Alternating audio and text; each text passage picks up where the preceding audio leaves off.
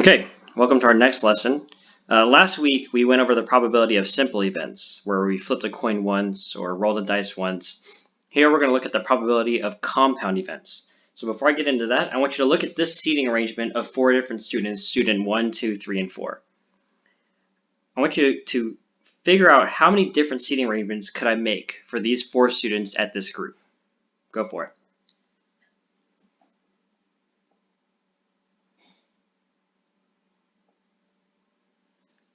Turns out we could make 24 different seating arrangements. This actually is only half of them. All right, I'm displaying the ones where students 1 or 2 are in this top left-hand seat. I can make a whole other set of 12 where students 3 and 4 are in the top left-hand seat. So there are 24 different ways to do that. And how do I know that? Well, I'm going to give you guys 3 different ways to go about solving a question like that. So when we look at compound events are when there are 2 or more simple events. So instead of me randomly seating one student at a desk, this was me seating this student and this student and this student and this student. So there's more than 2 simple events there.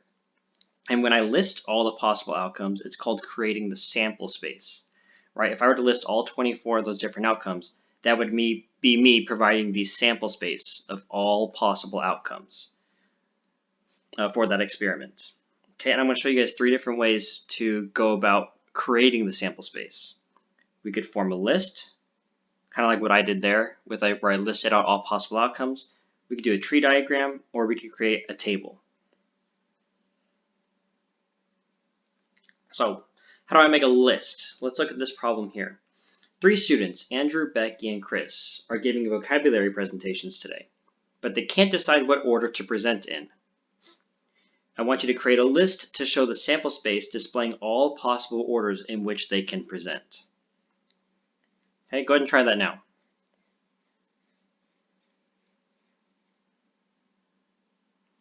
So let's list all possible outcomes. Let me start with Andrew going first. We could have Becky follow and Chris finish up, or Andrew could go first, Chris could go second, and then Becky could go third.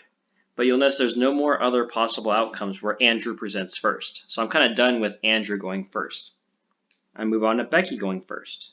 She could be followed by Andrew and then Chris, or it could be Becky, Chris, then Andrew. But there are no more ways for Becky to present first anymore. So I'm done with the options where Becky presents first. And I can try out Chris going first. Chris, Andrew, then Becky, or Chris, Becky, then Andrew. And again, there's no more possibilities for Chris to present first. So it turns out that these are all the possible outcomes. There are 6. There are 6 possible outcomes.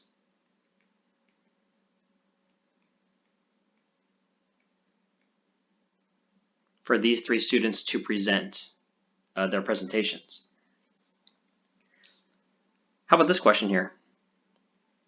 What is the probability of the order being Becky, Andrew, then Chris? Well, it turns out there's only one of those situations, right? It's Becky, Andrew, then Chris. So the answer to this question, what's the probability of the order being Becky, Andrew, then Chris? Turns out to be one favorable outcome out of 6 possible, right? Just like the simple events there. We created the sample space to find all possible outcomes, and the probability of the order being Becky, Andrew, then Chris is this 1 out of 6 possibilities. What are the pros and cons to using this listing method? The pros are that it could be pretty quick if you have a good system. Like my system was having Andrew go first, then Becky go first, then Chris go first, right? So you don't leave anything out. The cons, though, are that if you have to create a sample space of like 24 different possible outcomes, like those seating arrangements, that could be a lot of writing. That could be a lot of work and a lot of brain power to do or to make.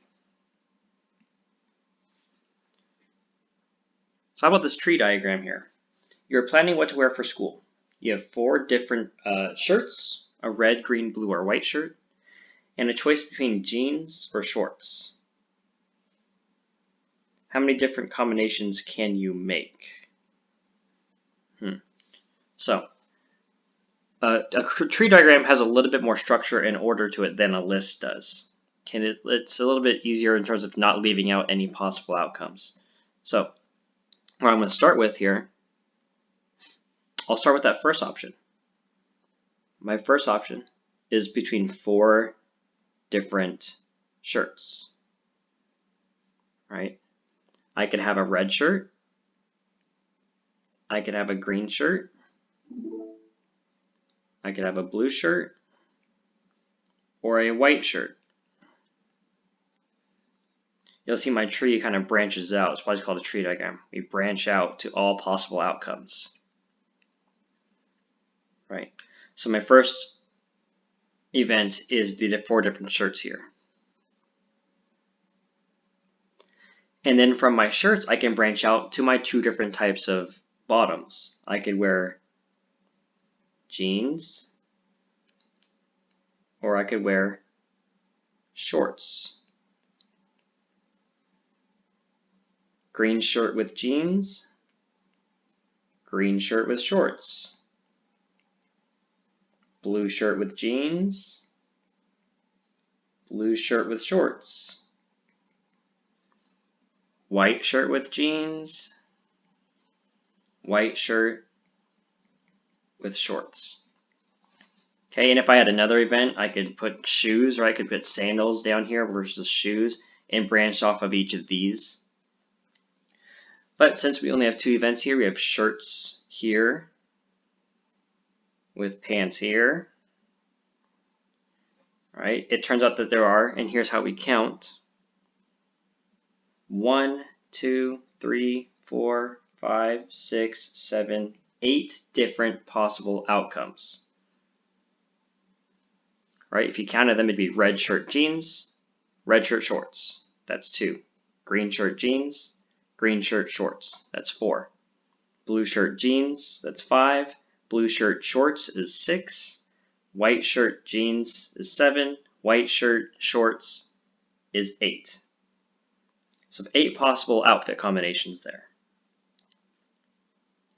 which is the sample space. Well, how about this question here? What is the probability of picking a blue shirt with jeans? Well, it turns out there's only one of those, right? Blue shirt jeans is right here.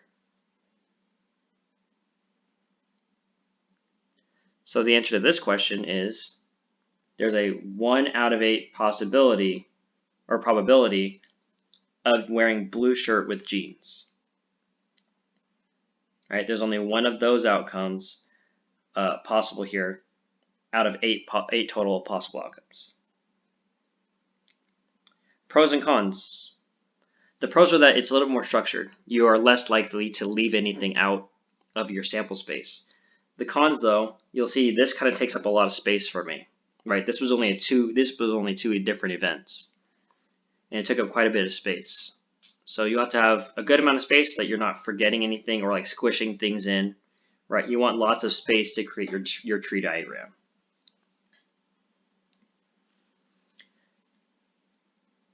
Okay, let's play a game. Or we're making our table here, but let's play a game. If I flipped a coin twice, okay, you will win or I will win.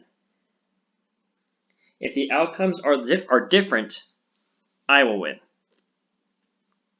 If the outcomes are the same, you will win. So before you do anything, take a guess. Who has an upper hand in winning this game? I win if the two coins are different, and you win if the 2 coins are the same.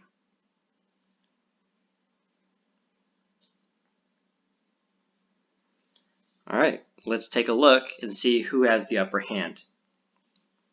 In this one, we're going to create a table.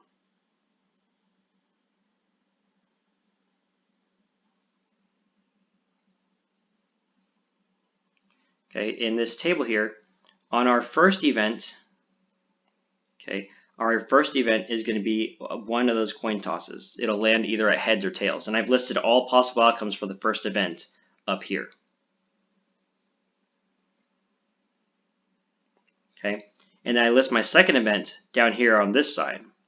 My second event actually turns out to be another coin of heads or tails.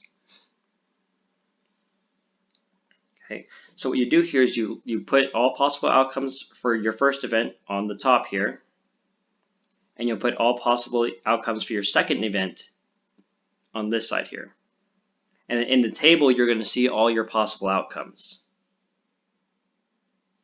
For example, I could have heads and heads as a possible outcome. In this one here, I could have tails and heads. Right, one coin could be tails, one coin could be heads. Down here in this one, the first coin could be heads and the second could be tails, right, flipped. Or in this last box here, they could both be tails.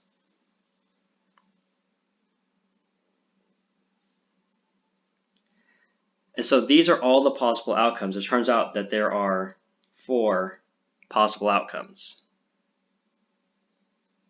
Now, who has the upper hand? Let's take a look back at the game here.